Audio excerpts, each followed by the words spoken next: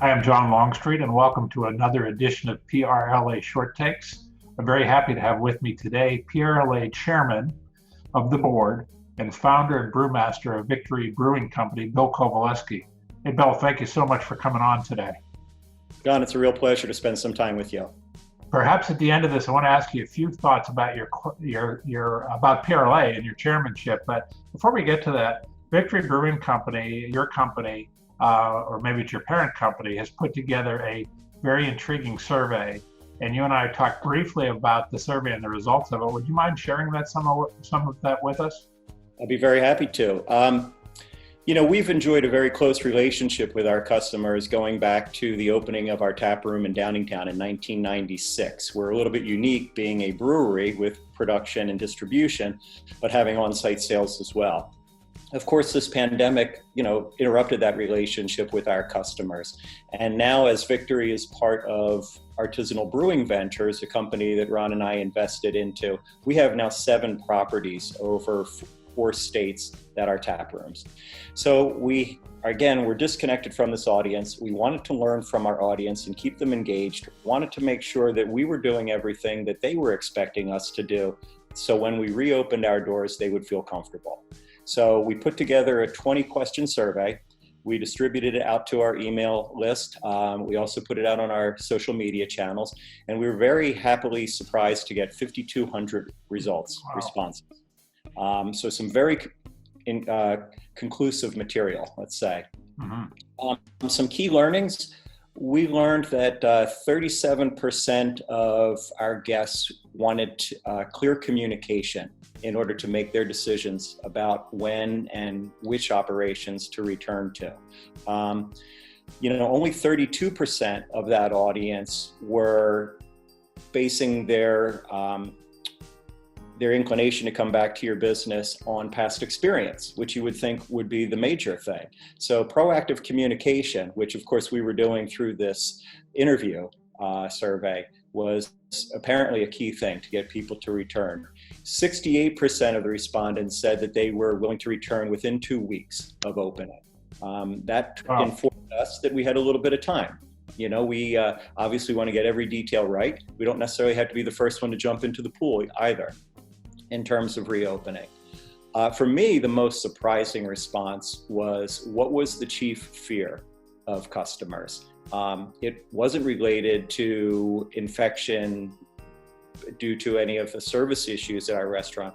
It was other customers. 81% of our respondents said they were concerned of exposure via other customers. Now, as an operator, that's one of the toughest things to work on. But you can bet that we will work on ways to try and satisfy that concern. That would seem to say that social distancing, which is what we talk about all the time anymore, would seem to be really important. And that if the guest could be assured that you really adhered to the social distancing protocol, that they'd be more comfortable coming back. Can you read that into that? I would read that into it, John. Yes, absolutely. The other thing I would say is, things like the Pennsylvania Restaurant Promise that you were very key in crafting, having protocols so that guests, when they're entering, realize there's an expectation of them as well. We can really only hope to host healthy guests.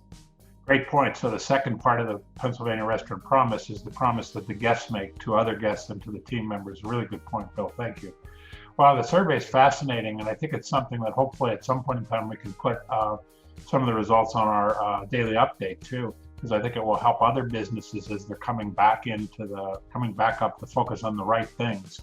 Because it's one thing to be able to comply with the government regulations and the health experts' recommendations, but it's the other to have people feel comfortable coming back. Absolutely. Right. And in hospitality, providing comfort is the end goal, right? But now we have an additional challenge because we have to provide comfort in just getting them to our doors. Great point. Hey, Bill, you were kind of thrown into this chairmanship of the PRLA, which for those that don't understand, that's the top elected officer, the chief elected officer in the state, when Tim Zuger was relocated to Georgia. And you were thrown in at arguably the worst time in the history of the hospitality industry and the 80-some year history of this association. What are your thoughts about 8 weeks into it now? I am in complete admiration of the type of organization that you have helped us build. The reason being is we were thrown into a very challenging, demanding set of circumstances for all of our operators. The changes that we made to the organization in order to make it leaner and focus its mission, I think are spot on.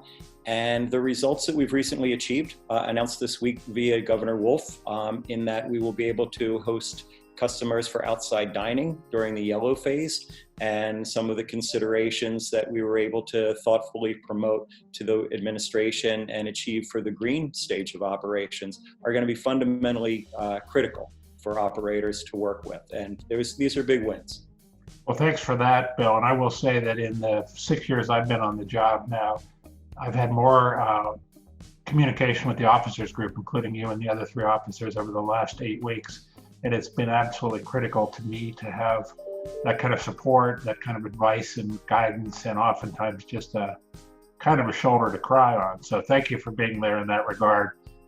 You're a great leader and a good friend, and PRLA is blessed to have you at the helm. You're absolutely welcome. And, I think your point, John, is spot on in that it really does take a team to bring the victories across the line. So that perspective is appreciated. Thanks again for coming on to PRLA Short Takes today, Bill Covaleski. That's it for another edition. Thank you all for tuning in, and I'll see you again next time.